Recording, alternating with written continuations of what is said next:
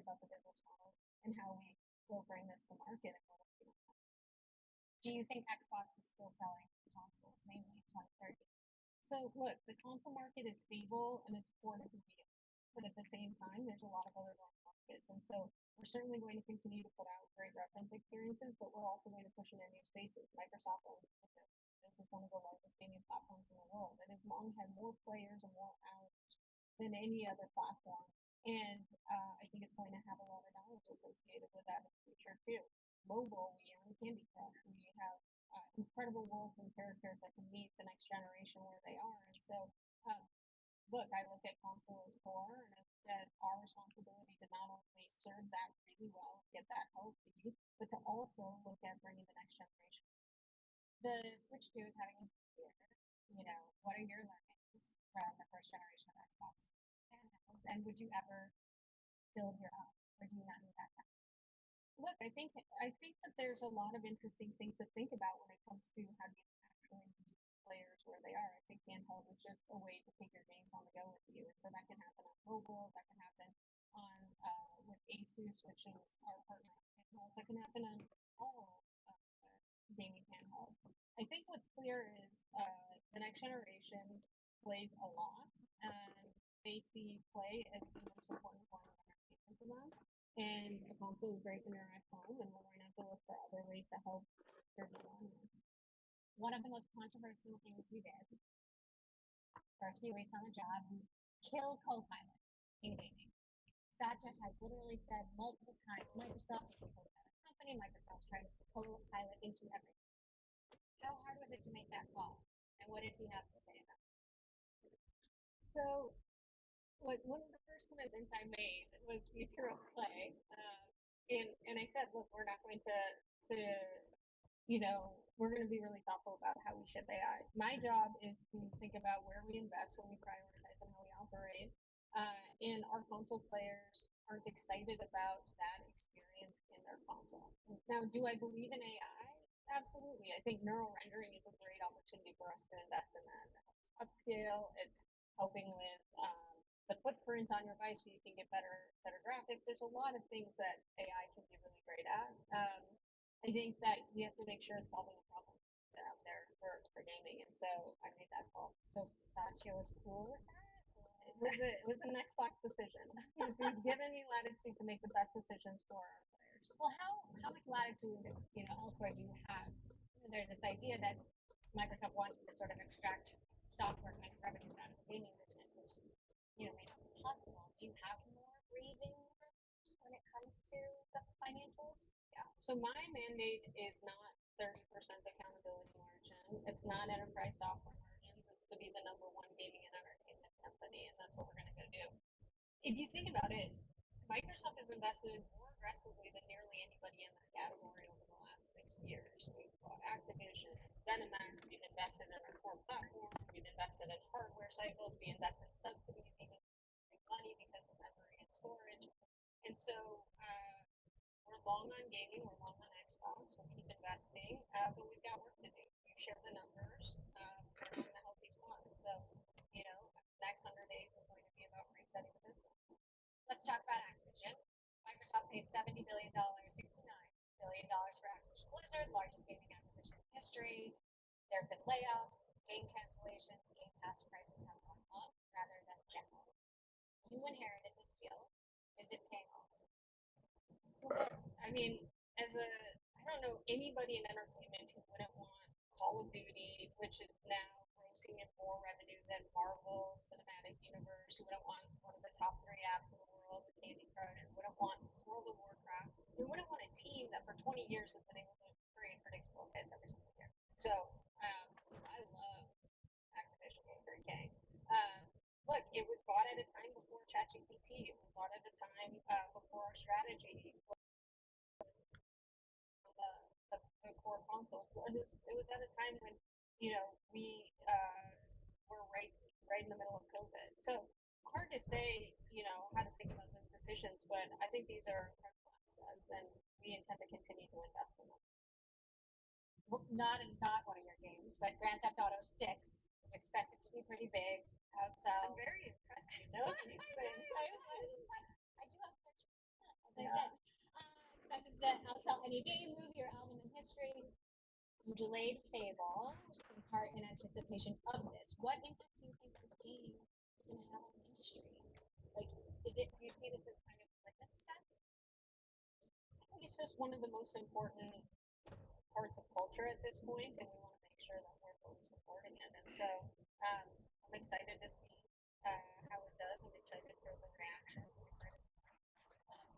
So the player's going to want Copilot, but how do you see AI changing gaming and game development in the future? Like, where does and doesn't AI belong when it comes to games?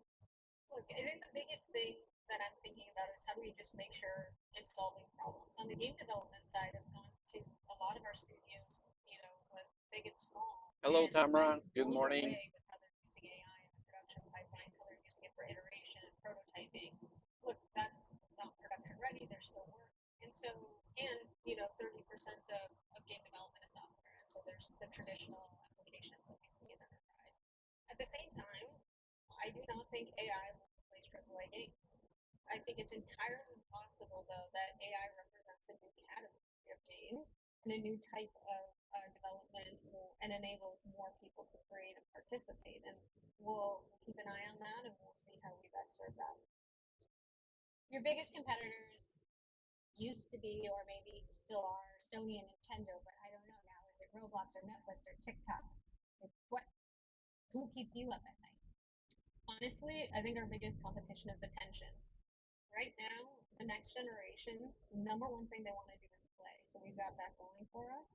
But the way that they consume is really different. I They kind of want it agree wherever because they are. They kids want it on growing a up short now, device. they're They like, want to be able to customize. They want it open even source. if you're They like want a lot of different things that are more user-based. 20 or 20 what's years great is younger we have or leaders younger, in the world of technology to be the best in the world at serving if you people can't who are using. have something to do in a game or something, I mean, so many young We kids are talked like, about when Fallout watching a and movie, your characters showing they up in also parts watch of the movies mobile. that they've been playing for a really long Like, what the time, fuck? going around Universal Studios. Like, Are you it's, watching the movie or watching the mobile? is Decide. the gaming business within entertainment side hustle, or are you an IT company? I think at the end of the day, gaming is entertainment. And so I look at us as before we have to create great games. People spend 70 billion hours a year with us, and that can just go right into the mission to then have great shows, have these great, theme parks, have these great attractions. I don't think you can do that in reverse. And so at the core, we will always think about how we make great games. And then increasingly, as people want to experience those worlds and characters outside of that, that's great as long as it's authentic to them. You just hired Matthew Hall, one of the most influential gaming analysts in the industry. I've interviewed him many times. He's very critical. He's been very critical of Xbox's mistakes in particular. What do you think he tells you that others aren't? Look, we're a challenger right now, and so we have to be uncomfortable and understand hard truths, and I think he's going to help us do that. At the same time, he's one of the most creative people I've met. I don't think that there is a linear path to success here. I think we need to take all of the learnings across entertainment, across gaming, across all of our collective histories. We have a lot of very tenured gaming leaders that are still on the leadership team, and we're going to need to find our way through it, and I think it's going to help us do that. You've been labeled as not a gamer, but I know you have a gamer tag. Do you game now, and like how much time do you spend fiddling around with it? Yes, I'm not a gamer, but I do play games now because that is our core way that we reach our audience. And so, again, in my first 100 days, I've been trying to learn, listen, and understand what makes this art form amazing. And what's interesting is there's a lot of people who are gamers that you never would have known until you start to pick up a controller. And so there's something about that. Like when in a world in which everybody's attempting to automate the economy, there's something wonderful to just be able to escape and have memories and connect to something that you really care about. That's something personal. And I think that's what games do.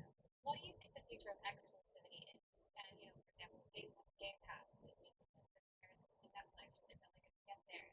Where is all that going? I think it's a tough topic. Look, we're the number 2 publisher in the world, and in order to be a great publisher, you must have your games reach large audiences to play. At the same time, we're increasingly becoming a platform. In order to be a platform, you must have exclusive content and services. And so we're looking at that very closely. I think that we have to be very thoughtful about each title on how we want to think think about it and learn from similar cases in the industry, and that's what we're doing. What do the next 100 days look like? Well, I think the first 100 days are going to be hard to beat in terms of the excitement, but the next 100 days is look, we've done so much to start to revive Xbox. We've shipped more in the last 100 days than we have in the last year. We've been able to reset Game Pass after an 8-month decline. It's now returned to growth and expanding revenue retention, and most importantly, we're starting to get back to being closer to our players and our community. I think the next 100 days we have to reset the business. We need to look at how we're investing, how we're prioritizing, change how we operate in order to return to growth, in order to be where the world plays. So it's 2030. You've had 4 years to run Xbox. What does success look like? What is true about Xbox that isn't true today? I'd love to see us be the #1 gaming and entertainment company. All right, let's do it. Let's do it. Thank you. Well,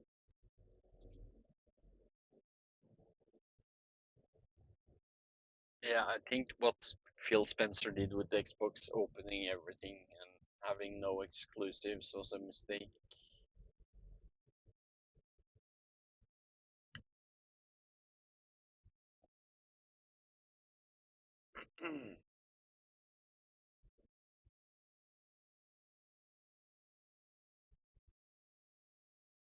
Oh, I need to change lane if I can.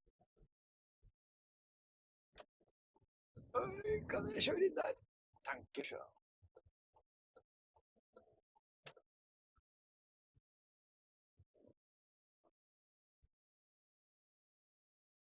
God damn, I need to turn off the air conditioning.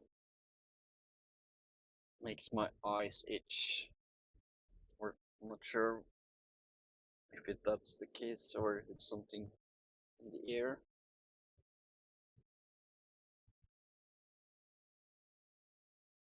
You reach the rocky beach and spot an ornately crafted yacht made out of a willow tree. This is my ship, Bramble Boat to start. All aboard the Bramble Boat! What happened to the first two? Marge, you guys robbed him.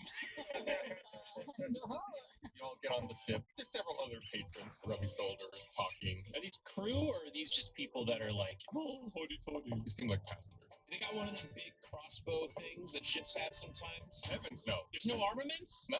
What happens when you get attacked by Bart's kind of people? Hey, Pirates. what do you mean, kind of people? You're a pirate. Yo-ho, all right?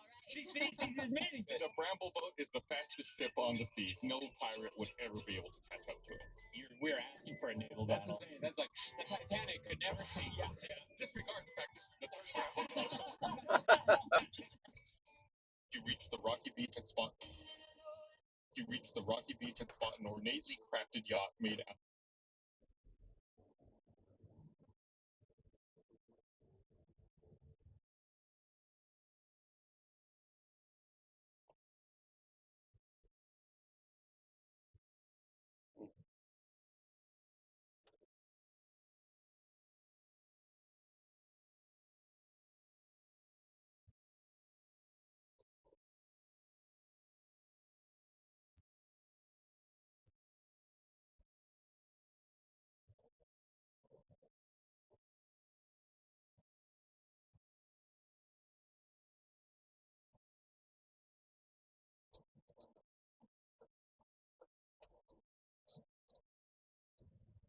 I guess I'll listen to it. Leave the crew of the Lucky Strike alone and vacate. Amazing. Roll me intimidation. With advantage. Okay, so this is a good call. Oh man, swinging both ends of the spectrum. There are 2 and a 19, so a 19 plus 6 for 25 intimidation. Oh, incredible. Solomon, can you roll me a perception at advantage? I think I know what this is for. But I'm We'll not find sure. out. Yeah. 19.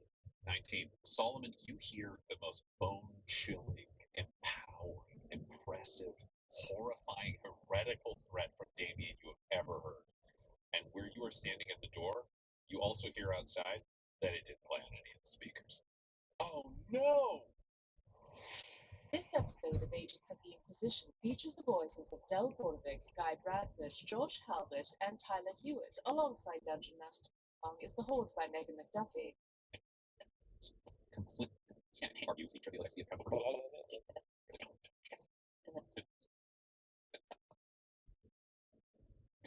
Why is there no quick way to reverse? God damn it. There are some features in the Apple CarPlay that is really weird. Or That can is I? 3 failures. Fault.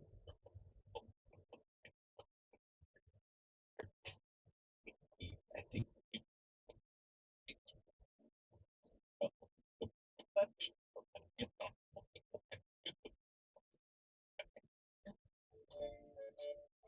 Hey, I'm Ernie Niekamp from the fully improvised comedy podcast Hello. Join us as we bar crawl across the magical land of food, Looking for adventure. getting caught up in escapades. Hello from the Magic Tavern is available right now on your favorite podcast app and ad-free and with lots of bonus content on Patreon. Subscribe to Hello from the Magic Tavern today.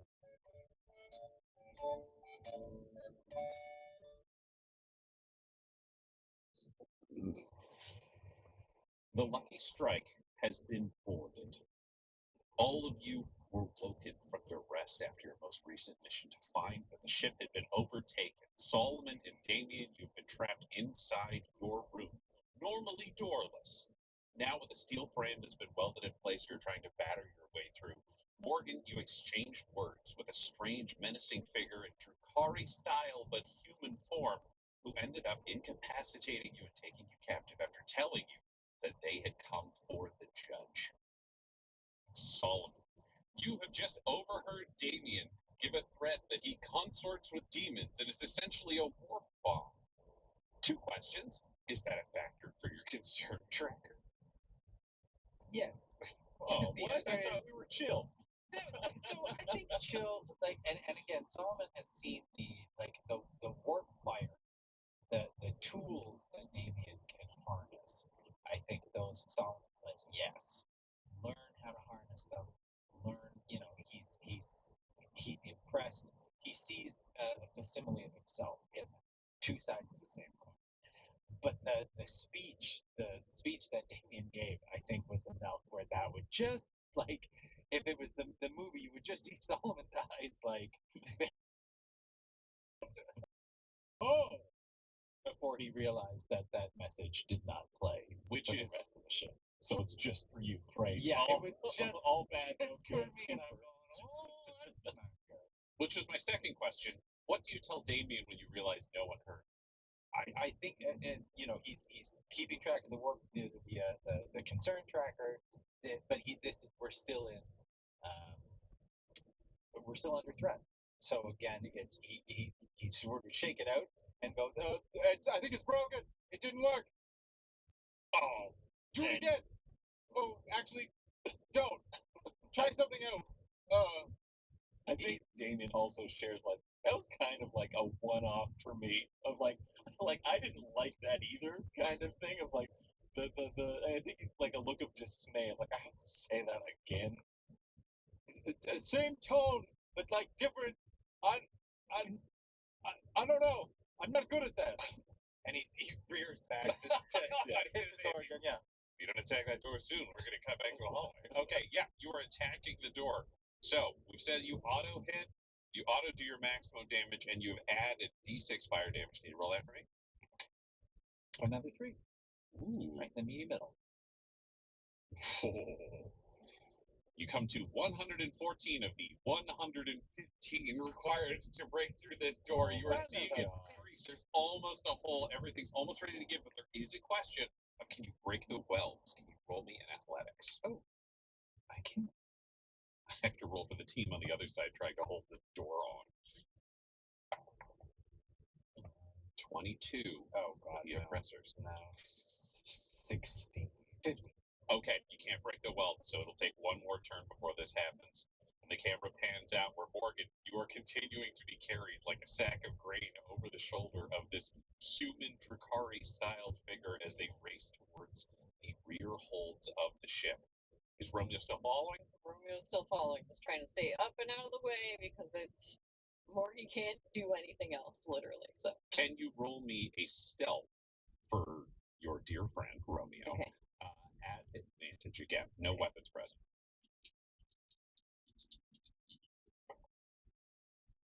That is a dirty 20.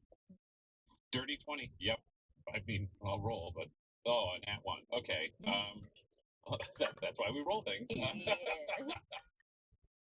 Romeo will continue to follow, but he will gain the attention of some of the troops from Closet's Hold who will pursue after Romeo. So they are chasing you, but it means Closet now no longer has supervision. He's still manacled and in place where he was, as you saw like the brief pass, but he's able to do whatever he wants to unsupervised for a brief period of time as the chaos continues. I like that. Back to the room, boys. We've got. Are you going to try to threaten again? Or what are you doing, Damien? I think is it apparent to Damien as well that this door is ready to give? Yeah, it's at the tipping point, no Okay. question. Then I think it's just one more blast from within, kind of welling up, and he's just gonna again just scream heretic hatred at the door, and again warp fired. Would Solomon, like when he made that last hit, would he know that it's like he knows it's ready to go? You know it's close. Yeah, it's kind of like one more push and it should be done. Could he pitch to you to wait and he'll like can opener the door so that you could just blow that through and get whatever's on the other end? Yeah, that's fine. Would that make sense? Damien, watch! Can opener! And he'll stick the sword in and like rend it open. I was thinking so that ideally like the demon fire would like flood, so I can like hold action again. Great. So you'll ready action until the door is can opener, at which point you will fire. In that case, bonus action on my turn, because things seem quite dire. An 8 sorcery, so out come the fire horns. Oh, and we're just turning things up to 11. Yeah. Okie dokie. Full potential. Nice.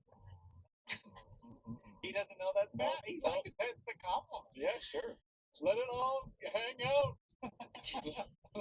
So the door can opens. I will confirm with the amount of damage you were doing. You managed to wrench open a large enough space that either of you can get through it comfortably. Damien, are you advancing? I know we did technically say this was already the action, but are you advancing to the door to blast outwards, or are you just firing through the hole from inside the room? Probably through the hole from the inside of the room, just not knowing what's out there. 50, like, can 50 people fit on the Lucky Strike without just really crowding together? So, I mean, I feel like Damien surmises that the odds of enemies being on the other side of this door, especially as we were watching, like, the cooling still, like, visually seeing the weld cool down along the frame of the door, if I'm remembering correctly. Like, there's people close by, and we're making enough racket that he's just betting I'm going to catch someone with this, that he doesn't have to really stick his head out or anything. Yep, that makes sense to me. Okay, so what do they need to roll if they get hit? If somebody does, DC is going up by 1 for this because of innate sorcery, so that is now a 15 dexterity saving throw. 15. Okay. For anyone caught on the other side of the door. Fabulous. And you're rolling damage, I imagine. It's half. Yeah. Great. Can you roll me the damage in advance? Because then I'll just be able to mark out if people are dead or not. That is 12 fire damage. 12 fire damage. Okay, let's find out for the 10 people who are crammed into the space trying to hold this thing in place. Okay, that's 3 passes. Oh, damn. That's so we have 2 failures of 6, 3, 4, 5 failures of 9, 6 failures of 10. So 6 figures in the hallway burned to death immediately. People who pass, they take half. They take 6 fire damage. The others are horrifically burned and bloodied, but find themselves. You hear screams from outside as people are immolated instantly outside the doorway. Solomon, can you roll me a perception? Because I need to know how much you're seeing around the fire that is erupting out this hole in the door. 7. 7. Sure is a lot of fire. Mission accomplished. That's the plan. Plan activated. Plan succeeded. Mission Ja. accomplished. Mission accomplished. Screams of Threat neutralized. screams of heretics has gone back and forth. The fire dies down. You technically used, I would say, I guess it's. I'm going to call it a bonus action with the Hello? amount of damage that you guys have done to the door between Hi. the two things. I'll allow that. So you still have movement and an action Snart. that you go Jeg kjører snarveien bak Do motorveien, you holdt på å hold si. here or do you go solo and charge forwards? So Under motorveien. this it conflicted because the last time Solomon like burst into the ship into an unknown hallway in his underpants, he got his Så er legs. jeg hjemme om 10 minutter cirka. So I feel he told Morgan Oh, specifically that hello. like going forward he has to be more prepared. He has to be ready. So I think he can't do the thing. So I think he's told he's gonna try and peek into the hallway. He's gonna try and get a better sit rep, and he's gonna communicate to Damien whatever he sees. All right. So you take a look out the door, which is a reasonable thing to do, and you manage to spot. Roll me another perception. I'll give you advantage on this one. It's a limited angle, so I just want to know how far down you're able to see things happening. Oh, nat 20. Nat 20. Okay, you were looking out the door and you see things just fine. You see a total of 6 casualties having been fully immolated by warp fire to the ground, and another 4 that have been deeply burned. They are in leather coats. From what you can see, they appear to be relatively baseline human, but they have, balaclavas on, goggles that are kind of glowing green over both eyes, and they have single kind of hand cannon style weapons. It doesn't look like a shotgun. It doesn't look like an auto pistol. It's something in between, clearly high caliber, meant for boarding actions. And you are seeing axes in the other hands that they are carrying ready to use. This is pretty traditional kind of low end naval breacher attire, what you would expect for kind of security that you've seen on Imperial ships, though clearly this is darker, more malign, something menacing about them. Behind the 10 that you were seeing here, 6 that are dead and 4 more, there are another 20 lined up in this hallway, just shoulder to shoulder between you and the distance, and you just see the tail end of someone carrying Morgan careen into the aft berth. Not the one that is closets, the other berth. You have 2 storage areas on the ship. You see them book it that way. They're behind these 20 people significantly further down. Damn. So he has to relay that to Damien to do the six down.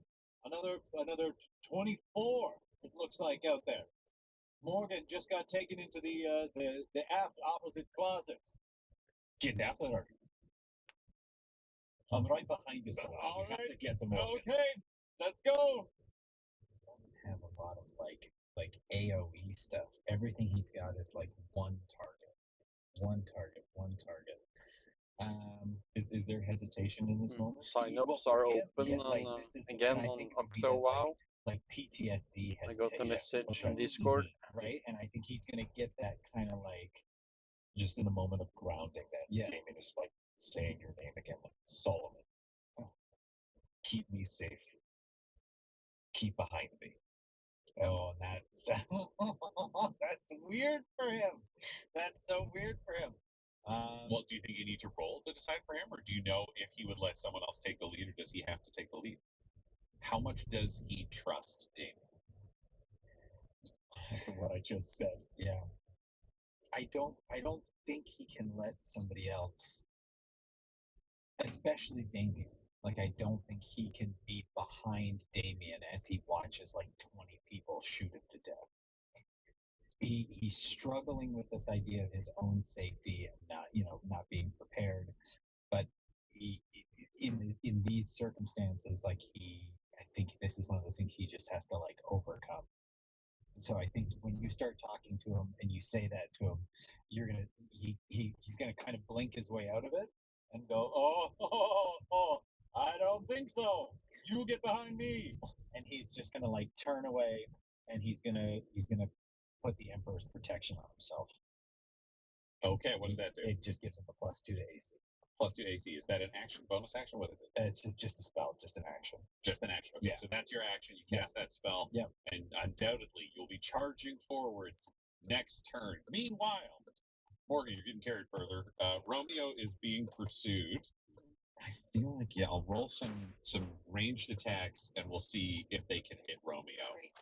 Romeo is tiny. They've got hand cannons. Yeah, I'm just gonna roll. I'll roll 3. I feel like that's how many shots as people would be comfortable getting off in the environment. It's a 4 and a 9. Those will not hit. The 19, however, will. They will do. Will be 8 damage to Romeo. Romeo's out. Romeo is out. Boom. Ro- Romeo is Everything down. for Morgan is out cold. Oh man. Bummer. All Morgan has is blurring vision as she is shocked through her entire body. Can you roll me a Constitution saving throw with disadvantage? 6. 6. Can you roll me another Constitution saving throw at disadvantage? You're being affected by poison and you're being affected by electricity currently. 10. 10. Sadly, you are still affected by both as you are carried forwards, racing through this aft hold, unable to see what else is going on around you. We cut back to the boys.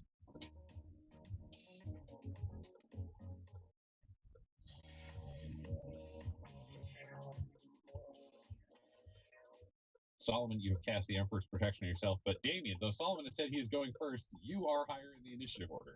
Yep. What do you do? And I'm going to do something about that. You mess with the heretic, you get the horns. Let's go outside and say hi.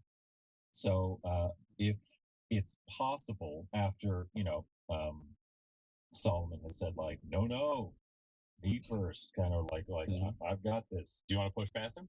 Yeah, if Damon's Roll me in athletics. because he said it with such joviality. It's like this isn't a game, Solomon. It's just Solomon, can you roll me in athletics, but I'll give you disadvantage on this one because I don't think you expect Damien to push past you. that is a 9. That's a 3. Yeah. Little Solomon on his worst day is still Yeah. stronger than Damien on some Yeah. of his best. Yeah, little church wafer, Damien. You try to go past, but cannot, Damien. Solomon is a wall. Then Hello? I guess it's holding action. Hi. So let's.